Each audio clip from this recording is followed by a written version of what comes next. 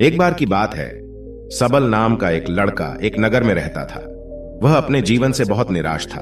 उनकी निराशा का कारण यह था, वह अब तक अपने जीवन में कुछ भी नहीं कर रहा था। उसके माता पिता उसे ताने मारते थे कि आपके सभी मित्र कुछ न कुछ कर रहे हैं, लेकिन आप अभी भी घर बैठे हैं। दोस्तों के बीच भी अक्सर उनका मजाक उड़ाया जाता था। वह कहीं जाता तो लोग उससे पूछते थे कि आप क्या कर रहे हैं। उसे यह बताने में भी शर्म आ रही थी। वह कुछ नहीं कर रहा है। धीरे धीरे उसने रिश्तेदारों से मिलना जुलना कम कर दिया और लोगों से मिलना भी बंद कर दिया। वह ज्यादातर समय घर पर ही रहता। वह अकेला रहता और भगवान को कोसता रहता और अपनी किस्मत को दोष देता। अब उसे अपना जीवन बोझ लगने लगा था। कभी कभी वह सोचता कि कब वह कुछ करने के योग्य बनेगा, और फिर वह सोचता कि जिंदा रहने से अच्छा मर जाना ठीक है। एक दिन वह अपने नगर की एक गली से गुजर रहा था। तभी उसने देखा कि एक गुरु दुख और परेशानियों पर उपदेश दे रहे हैं। वह भी उसी भीड़ में सबसे पीछे बैठ गया और गुरु के प्रवचन सुनने लगा। गुरु कह रहे थे कि दुख एक शिक्षक की तरह है जो हमें जीवन की सच्चाई दिखाता है और हमें जीने का सही तरीका सिखाता है। आप चाहे तो जिंदगी जीना भी सीख सकते हैं। आप चाहो तो कुछ भी हासिल कर सकते हो, और अगर चाहो तो एक कोने में बैठकर रो सकते हो। इन सभी बातों को सबल ध्यान से सुन रहा था, लेकिन उपदेश की यह बातें पसंद नहीं आई। उसने खड़े होकर कहा कि कुछ भी सिखाने से दुख दूर नहीं होता, इसमें केवल दर्द होता है। दुख की पीड़ा अनंत है।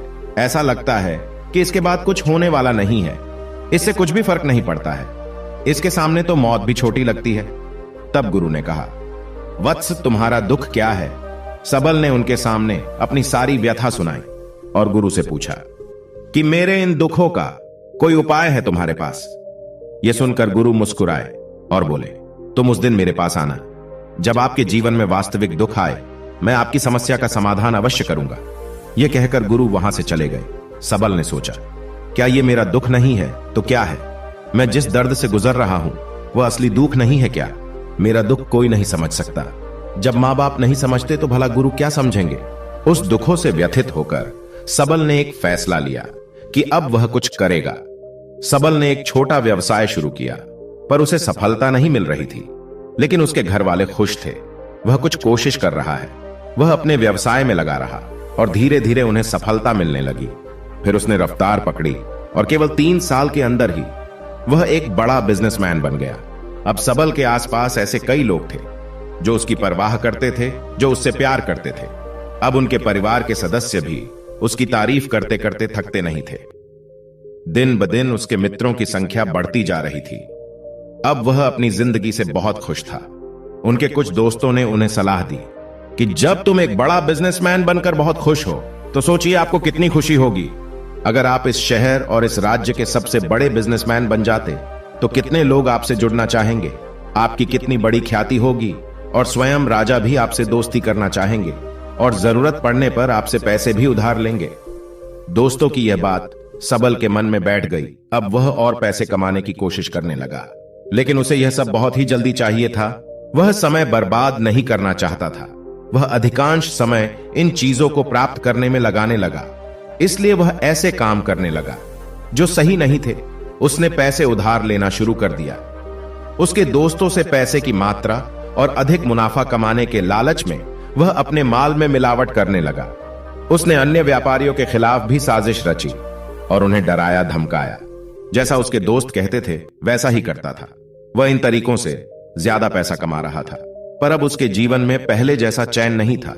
उनके मन की शांति गायब हो गई थी और वह रात को सो नहीं पाता था। वह विचारों में रहता था। वह सब कुछ पाकर भी उसे किसी चीज में सुख नहीं मिल रहा था। एक दिन सबल अपनी गाड़ी से कहीं जा रहा था। तभी रास्ते में उसे गुरु का आश्रम दिखाई दिया। वह रुका और गुरु के पास जाकर बोला, गुरु जी, आपने मुझे कहा था जब कभी जीवन में सच्चा दुख आए तो चले आना। अब मैं बहुत दुखी हूं। मेरी नींद हराम हो गई है। मुझे कहीं भी शांति नहीं मिल रही है। इस प्रकार सबल ने अपनी सारी समस्याएं गुरु को बताई। गुरु ने कहा, जब तुम पहली बार मुझसे मिलने आए थे तब भी तुम किसी दुख में थे। आपने उस दर्द से क्या सीखा? सबल ने कहा कि सिर्फ सोचने और चिंता करने से कुछ नहीं होता। अपनी दृष्टि को सच करने के लिए मेहनत भी जरूरी है, और सिर्फ मेहनत करने से कुछ नहीं होता। परिणाम भी मिलना चाहिए। जब आपको लगे कि आपका लक्ष्य हासिल नहीं होने वाला है, तब राह में चाहे कितनी भी मुश्किलें आ जाए, मन कितना भी निराश क्यों ना हो, अब कुछ नहीं होने वाला है, तब खुद आत्मविश्वास करे, मैं जो भी कर रहा हूं उसमें अवश्य सफल होऊंगा। लोग केवल सफल लोगों का सम्मान करते हैं। कोई कितना भी अच्छा क्यों ना हो, वह हमेशा लोगों की नजरों में बोझ बने रहते हैं। यह सब सुनकर गुरु मुस्कुराए और बोले, यह वास्तविक दुख नहीं है। अपने जीवन में वास्तविक दुख आए तब मेरे पास आना, मैं उसे ठीक कर दूंगा। सबल ने जाते समय गुरु को सोने के सिक्कों से भरा घड़ा भेंट किया। घड़े को देखकर गुरु ने कहा कि यह मेरे किसी काम का नहीं है, उस पेड़ के नीचे गड्ढा खोदकर गाड़ दो। सबल ने घड़े को पेड़ के नीचे दबा दिया। जैसा कि गुरु ने बताया उसने वैसा ही किया और वहां से चला गया। कुछ दिनों से कारोबार ठीक चल रहा था, लेकिन व्यापार के गलत तरीके के कारण धीरे धीरे उसे व्यापार में घाटा होने लगा। उसकी सारी दौलत धीरे धीरे खत्म होने लगी और एक दिन ऐसा भी आया जब उसके पास कुछ भी नहीं बचा और उस पर कर्ज का बोझ चढ़ गया था। परंतु वह निश्चिंत था, क्योंकि उसने अपना सारा कर्ज अपने दोस्तों से लिया था। उसने सोचा था कि उसके दोस्त बुरे वक्त में उनके साथ खड़े रहेंगे, लेकिन ऐसा कुछ नहीं हुआ। जैसे ही बुरा वक्त आया, दोस्त पहले उससे कर्ज मांगने लगे। अगर उसने कर्ज नहीं लौटाया तो उन्होंने उसे जान से मारने की धमकी भी दी। उनके सभी शुभ चिंतक और प्रियजन उससे दूर हो गए। उसके दोस्त जो उसके साथ मस्ती किया करते थे, अब उससे दूर भाग रहे थे। उसका परिवार उसकी गलतियां और कमियां गिनने लगा। उसकी सारी संपत्ति नीलाम हो गई और उसके पास कुछ भी न बचा। जब उसने अपने पिता से मदद मांगी तो पिता ने कहा कि मेरे पास थोड़ी सी संपत्ति है, अगर मैं तुम्हें दे दूंगा तो मैं तुम्हारी मां को क्या कहूंगा। यह संपत्ति हमारा अंतिम सहारा है। सबल के मन में गहरा दुख छा गया। उसके आसपास कोई नहीं था उनके दुख को समझ सके।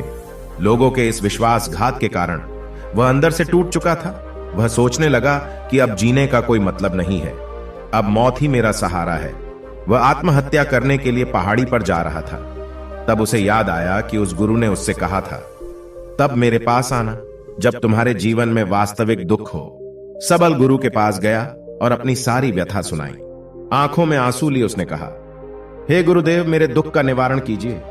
तब गुरु ने कहा कि जब जीवन में असली दुख आए तब मेरे पास आना, मैं इसे जरूर ठीक करूंगा। सबल ने कहा कि यह क्या है, मेरी जिंदगी में दुख नहीं है, तो आखिर असली दुख क्या है? गुरु ने सबल से कहा कि पहले आप मुझे बताओ कि आपने अपने दुख से क्या सीखा। तब सबल ने कहा कि मैंने वह सीखा, जो लोग हमारे जीवन में आते हैं वह हमारी सफलता और प्रगति के कारण वो हमें धोखा जरूर देंगे, क्योंकि बुरे समय में वे हमारे साथ नहीं खड़े होंगे। वे अच्छे समय में ही हमारा फायदा उठाएंगे और बुरे समय में हमें छोड़ देंगे। उन लोगों पर ही भरोसा करें जो हमारे बुरे समय में हमारे साथ खड़े रहते हैं। लेकिन ऐसे लोग बहुत कम होते हैं, लेकिन जिनके पास है उन्हें उनकी सराहना करनी चाहिए, उनका अपमान नहीं करना चाहिए। कभी भी किसी के खिलाफ साजिश नहीं रचनी चाहिए। अपना काम ईमानदारी और धैर्य से करें और कभी लालची न बने। अपने सारे दुख दर्द और अनुभव बयां करने के बाद सबल गुरुजी के सामने आंखों में आंसू लिए बैठ गया। कुछ देर बाद गुरु उठे और पेड़ के नीचे गड्ढा खोदा और वो घड़ा निकाला जो सोने के सिक्कों से भरा हुआ था। उसने सबल को देकर कहा, मेरे पास तब आना जब तुम्हारे जीवन में वास्तविक दुख हो। सबल ने अपने गुरु को धन्यवाद दिया और उसे प्रणाम करके चला गया। उस पैसों से उसने एक छोटा सा व्यवसाय शुरू किया। अब वह छोटा व्यापारी बनकर भी खुश था। उसने पूरी लगन और ईमानदारी से कारोबार किया और जल्द ही वह अपने शहर का एक बड़ा व्यापारी बन गया। उसका जीवन सुख सुविधाओं से भरा हुआ था। लेकिन कोई कितना भी अच्छा क्यों ना हो, लेकिन जीवन में दुख आता है। तो सबल के जीवन में भी दुख आया। अपने माता पिता की मृत्यु हो गई। वे दोनों एक ही दिन मर गए। सबल अपने माता पिता से बहुत प्यार करता था, इसलिए उनके निधन से उन्हें गहरा सदमा लगा। अंतिम संस्कार किया गया।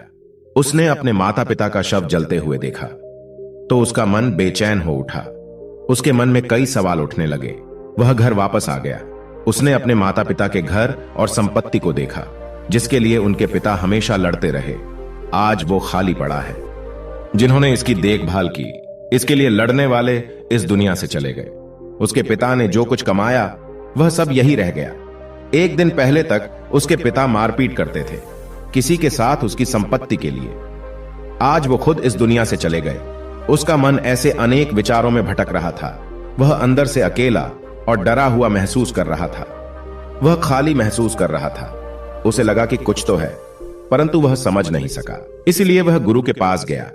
उसे देखकर गुरु ने कहा, क्या जीवन में कोई दुख है? सबल ने कहा, वैसे तो जीवन में कोई दुख नहीं है, सब कुछ अच्छा चल रहा है, लेकिन आज मेरे माता पिता का देहांत हो गया है। मैं इस घटना से बेहद दुखी और परेशान हूं। गुरु ने कहा, इसमें दुखी होने की क्या बात है? एक दिन सबको मरना है, मुझे भी मरना है, तुझे भी मरना है। शायद तुम कल ही मर जाओ या आज भी मर सकते हो। सबल ने कहा, क्या कह रहे हो गुरुजी? मैं भी मर जाऊंगा, लेकिन मैं अभी जवान हूं। गुरु ने कहा कि सभी जी रहे हैं इसी भ्रम में कि मृत्यु केवल बूढ़ों को आती है, लेकिन ऐसा नहीं है। जवान भी मर जाते हैं, बच्चे मर जाते हैं। मौत का उम्र से कोई लेना देना नहीं है, यह सभी को प्रभावित करता है। गुरु की ये बातें सबल के मन में बैठ गई और वह चुपचाप चला गया, लेकिन उसका मन अभी भी बेचैन था। वह खाली महसूस कर रहा था। वह सारा दिन अपने बारे में ही सोचता रहता कि वह कौन है, वह इस दुनिया में क्यों आया है, इस जीवन का लक्ष्य क्या है। ऐसे कई सवाल उसके दिमाग में लगातार उठ रहे थे, लेकिन उन्हें अपने किसी भी सवाल का जवाब नहीं मिल रहा था और उसका दुख दिन ब दिन बढ़ता ही जा रहा था। इसलिए कुछ दिन बाद वह फिर से गुरु के पास पहुंचा और बोला, हे स्वामी, मैं बहुत दुखी हूं, क्योंकि मैं यह नहीं जान पा रहा हूं कि मैं कौन हूं और मैं इस दुनिया में क्यों आया हूं। यह सुनकर गुरु मुस्कुराए और बोले, आज आपके जीवन में पहली बार सच्चा दुख उत्पन्न हुआ है। यह वास्तव में दुख कहलाने लायक है। हम नहीं जानते कि हम कौन हैं, हम क्यों आए हैं। सबल ने अपने गुरु से कहा कि उसकी दुर्दशा दूर करे। गुरु ने कहा कि हम सभी इंसान हैं, जीवन भर संग्रह करते रहते हैं। सबल ने कहा, कोई भी इंसान अपने साथ कुछ भी नहीं ले जा सकता, वह सिर्फ अकेला ही जाता है। मेरे माता पिता भी अपने साथ कुछ भी नहीं लेकर गए, धन संपत्ति वैभव सब कुछ यहां पर छोड़कर गए। गुरु ने कहा, अब मेरी बात ध्यान से सुनो। इस संसार में हमें जो संग्रह करना चाहिए वह हम नहीं करते, बल्कि चीजें हमारे सामने होती हैं, लेकिन हम उन्हें देखने की कोशिश नहीं करते। हमें इस दुनिया में जो कुछ भी इकट्ठा करना है वह हम खुद हैं। हमें खुद को जुटाना होगा, ताकि जब हम मरे तो हम एकजुट हो सके और खुद को पहचानने में सक्षम होने के लिए। हम अंदर बटे हुए हैं। हम प्यार, नफरत, गुस्सा, ईर्ष्या में बटे हुए हैं।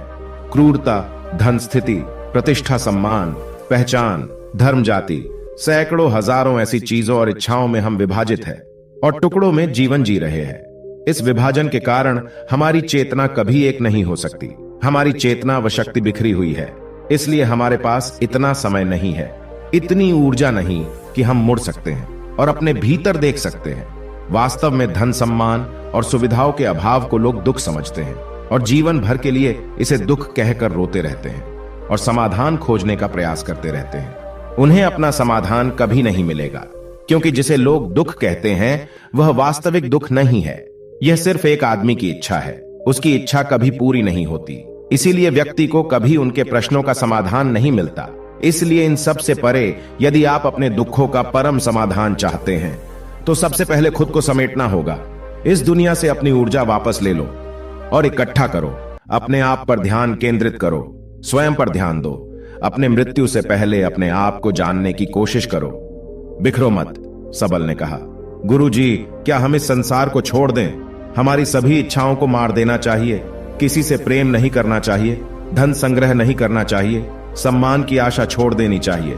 गुरु ने कहा कि भावनाओं और इच्छाओं से ऐसे बिखरे हुए मनुष्य में से बाहर निकल आओ, जैसे कोई पत्थर पहाड़ से अलग होकर गिरे तो जिस पर पर्वत का कोई कंट्रोल नहीं होता सिवाय देखने या परेशान होना और कुछ खोना। ठीक वैसे ही बिखरे हुए मनुष्य की इच्छाएं बेकाबू और दर्दनाक है। उसका अनियंत्रित मन इच्छा करता रहता है और कल्पना करता रहता है और यह दुख देता है। लेकिन जब एक व्यक्ति अपने मन को एकत्र करता है तो वह जो कुछ भी करता है वह उसके नियंत्रण में होता है। फिर उसकी इच्छा से इच्छाएं भी उत्पन्न होती है। फिर सबल ने कहा कि आपने मेरे असली दुख का समाधान कर दिया। आपका बहुत बहुत धन्यवाद। अब से मैं खुद को समेटने और खुद को तलाशने की कोशिश करूंगा। गुरु ने कहा कि मानव शरीर में बहुत ऊर्जा और शक्ति है, लेकिन यह फालतू के कामों में बटा हुआ है, बेकार की बातों में लगा हुआ है। यह एक बहुत ही शक्तिशाली मशीन की तरह है और वह बिना सोचे समझे अपनी शक्ति बर्बाद कर रहा है और बिना किसी नियंत्रण के। इसीलिए इस शक्ति पर ध्यान दे, अपनी चेतना और इसे इकट्ठा करे। सबल को अपने प्रश्नों का उत्तर मिल गया। उसने अपने गुरु का धन्यवाद किया और चुपचाप चला गया।